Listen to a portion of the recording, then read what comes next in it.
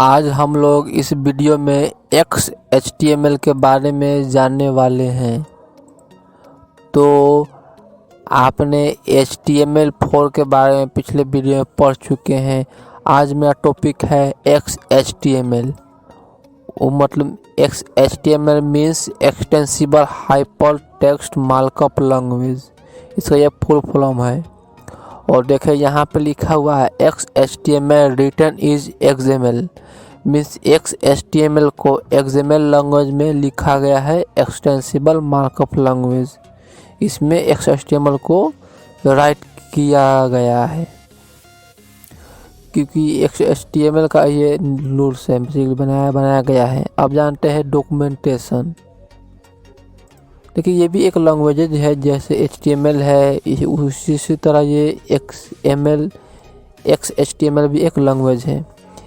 जैसे कि मान लीजिए कि आप HTML में डॉक्यूमेंटेशन ऐसे करते हैं, इस तरह आप एंगल ब्रैकेट के under exclamation sign okay capital letter में डॉक टाइप, उसके बाद आप HTML लिखते हैं और इस तरह आप जनरली इस तरह आप डॉक टाइप डिक्लेरेशन करते हैं।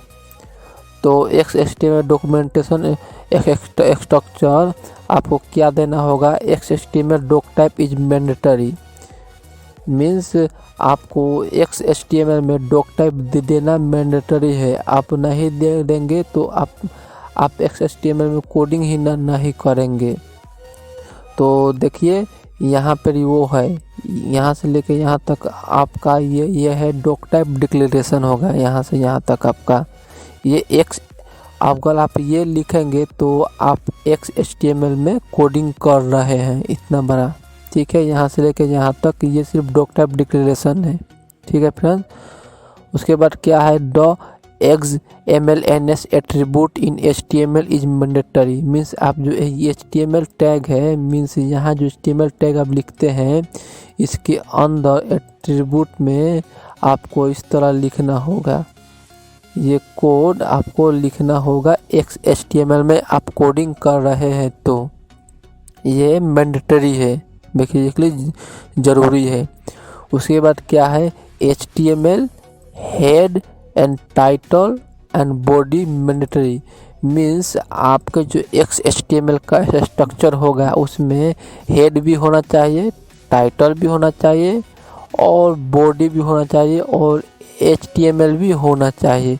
और डॉक टाइप डिक्लेरेशन तो मैंडेटरी है ही है, जो आप इसके माध्यम से सजेस्ट कर रहे होंगे और इसके माध्यम से आप XMLNS जो एट्रीब्यूट है वो आपको देना होगा।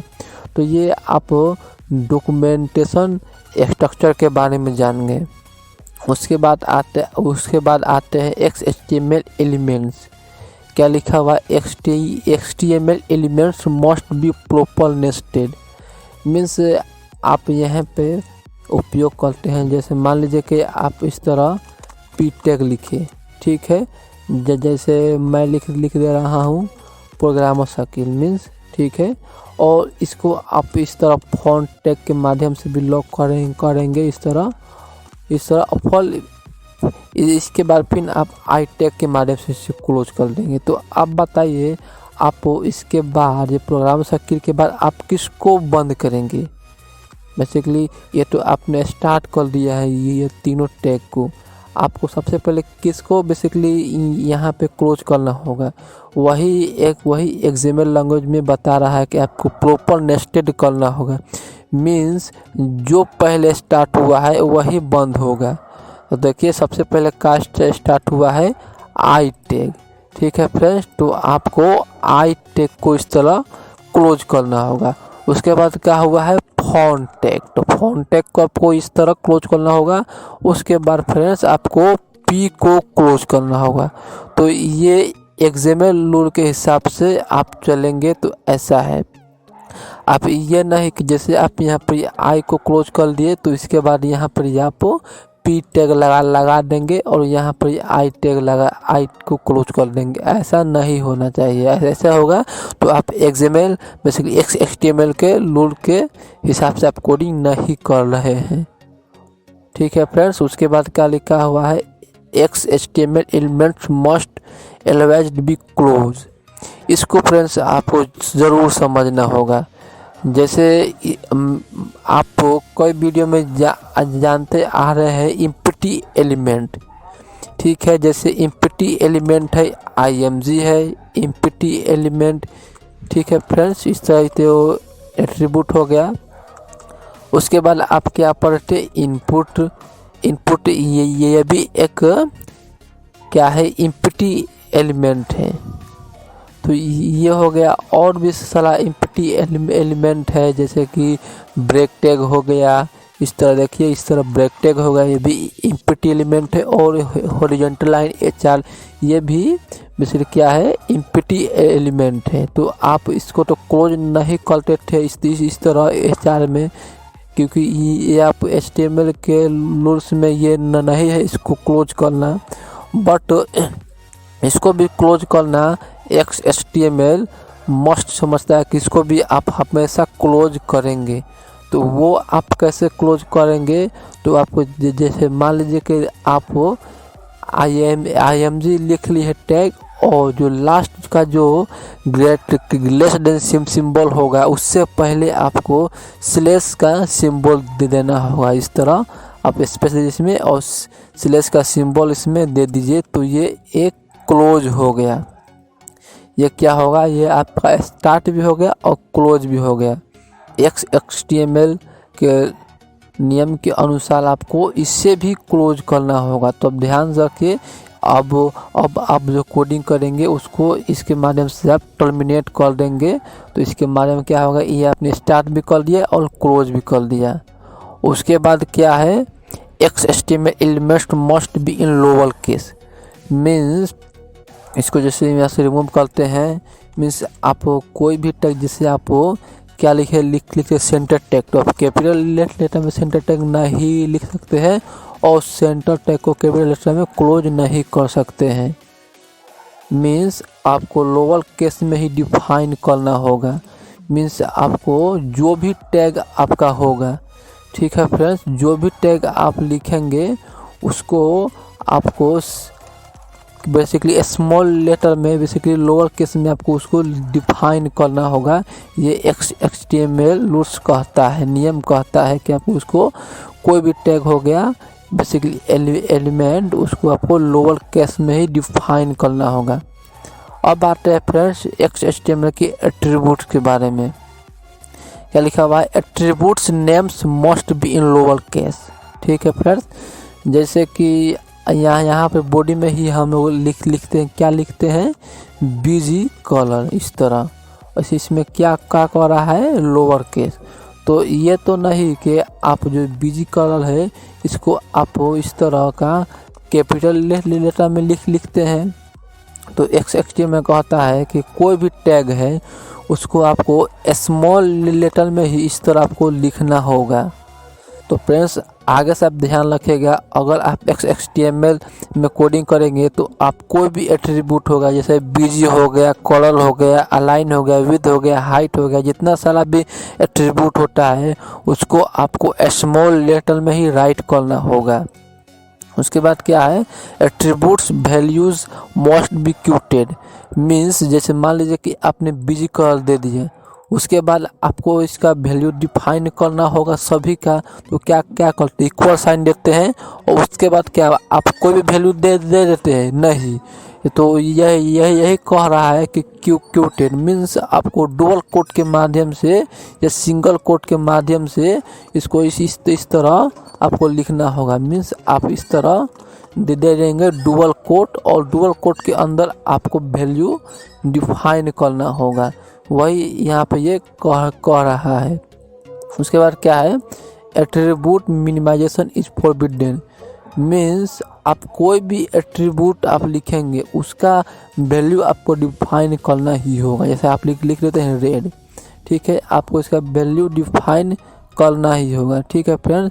या जैसे आप इनपुट टैग में क्या लिखते हैं, जैसे आप इस तरह इनपुट टैग बनाए उसमें टाइप का वैल्यू आप कुछ भी दे दीजिए, जैसे आप टेक्स्ट दे दीजिए, ठीक है फ्रेंड्स। उसके बाद क्या लिखते हैं आप लिक्वाइड, इस तरह। तो आपका ये हो गया, ये HTML में काम करता है। बट XHTML नियम कहता है कि इसको भी आपको इसको भी आपको वैल्यू देना होगा। तो आप वैल्यू क्या दे सकते हैं, आप रिक्वायर्ड ही इसका वैल्यू आप डिफाइन कर सकते हैं। ये XHTML नियम कहता है और इसके बारे में आप जान ही चुके हैं। ये डॉक्टर डिक्लेरेशन है। आपको जहाँ पर आप ये लिखे हैं डॉक्टर इस तरह, तो आपको इसको रिप्लेस वहाँ पर कर देना होगा। और जो ये HTML लिखा हुआ है, इसमें HTML के माध्यम से आपको इतना सारा ये लिख दे देना होगा। तो फ्रेंड्स, तो ये XHTML नियम कहता है। बट मुझसे जितना हो सके मैं XHTML को बताने की कोशिश किया इस वीडियो में। आपको ये वीडियो कैसा लगा आप कमेंट बॉक्स में लिखें। अब बात आती है फ्रेंड्स कि आपको कौन कौन सा नियम इसका पालन करना चाहिए। तो मेरा रिकमेंडेशन यही है कि आप पहले जिस तरह से कोडिंग करते थे, मीन्स आप इसी की तरह कोडिंग करते हैं, आप इसी की तरह कोडिंग कीजिए। मीन्स आपको इतना सारा डॉक्टर डिक्लेरेशन नहीं करना है। क्यों मैं ऐसा बता रहा हूँ, क्योंकि देखिए ये इतना सारा ये कोड लिखा हुआ है, इसमें से आप एक भी स्पेलिंग आप मिस्टेक कर देते हैं तो आप जितना बड़ा प्रोजेक्ट बनाए होंगे उसको आप रन करेंगे तो रन तो मतलब कभी सही हो भी सकता है और कभी कभार वो आप कहीं पे क्रैश भी कर सकता है। और वो जो प्रोजेक्ट होगा वो बेसिकली उसमें एरर आ सकता है, या इसमें भी लिखेंगे तो वो कभी कभार कोई गलती हो जाएगा तो आपका एरर आ सकता है। तो मेरा रिकमेंडेशन है कि ये दोनों छोड़ दीजिएगा और जिससे आप लिखते थे ये डॉक्टर डिक्लेरेशन और ये HTML आपको यही लिखना है। बट ये जो मैं इसमें बताया हूँ ये basically HTML head title body आपको मिलता है, ये तो लिखना ही पड़ेगा। ये तो आप HTML4 लैंग्वेज में भी करते थे। बट ये जो बताए हैं हम एलिमेंट और एट्रीब्यूट, जो इसका बात है ये आपको फॉलो करना होगा। कि जैसे आपको नेस्टेड सही तरीके से आपको नेस्टेड करना होगा। उसके बाद जो कोई भी आप एलिमेंट लिखेंगे उसको आपको क्लोज करना होगा। वो बेसिकली एलिमेंट ऐसे भी होगा, बेसिकली एम्प्टी भी होगा, उसको भी आपको क्लोज करना होगा। जैसे ब्रेक टैग हुए, हॉरिजॉन्टल लाइन हो गया, उसको भी आप ब्रेक बेसिकली उसको भी आपको क्लोज करना होगा। उसके बाद आपको सभी जो टैग होता है उसको लोअर केस में बेसिकली स्मॉल टैग में लिखना होगा और एट्रीब्यूट का नाम भी लोअर केस में लिखना होगा और उसको डुअल कोट्स के भी माध्यम से बंद करना होगा। और कोई भी एट्रीब्यूट लिखेंगे उसका आपको वैल्यू देना होगा। अगर HTML4 में उसका वैल्यू नहीं होगा तो जो आप एट्रीब्यूट स्टार्ट करेंगे बेसिकली लिखेंगे वो वही वैल्यू के रूप में वो एट्रीब्यूट आप डिफाइन कर देंगे। तो सो फ्रेंड्स, ये तो एक XHTML के बेसिकली क्या कहते हैं इंट्रोडक्शन है। और अगले वीडियो में इसके माध्यम से मैं प्रोजेक्ट बनाऊंगा जिसमें इसका उपयोग करूंगा। भले मैं इसका उपयोग ना करूं बट यहाँ पे जो मैं पॉइंट लिखा हूँ ये सब पॉइंट मैं उसमें डिस्कस करूंगा और इसका उपयोग भी करूंगा। तो आप कमेंट बॉक्स में लिखिए कि ये आपका वीडियो कैसा लगा।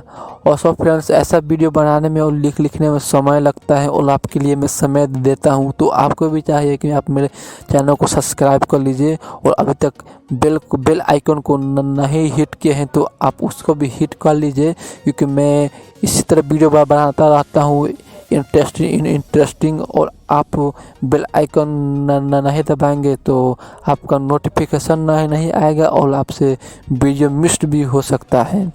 तो आप प्लीज़ बेल आइकन को दबा लीजिए और मेरे चैनल को भी सब्सक्राइब कर लीजिए। So friends, thanks for watching my this video.